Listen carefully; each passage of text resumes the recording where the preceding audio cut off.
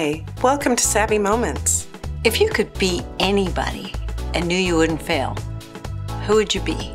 Essentially, it's who you are at the core. Many of us haven't even thought about it because we're so busy. We go all the time in our lives. The first step is to give yourself permission to dream big. Just think of all the possibilities. Here's where you can start. Take some time, turn off your phone, no email, no interruptions from anyone.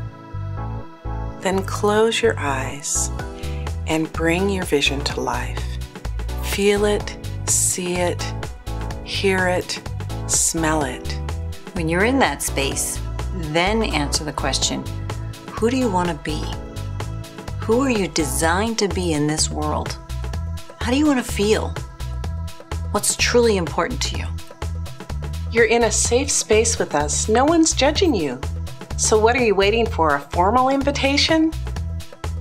Come on, we invite you to join us and take your first savvy step. We've created a community just for you and other like-minded women.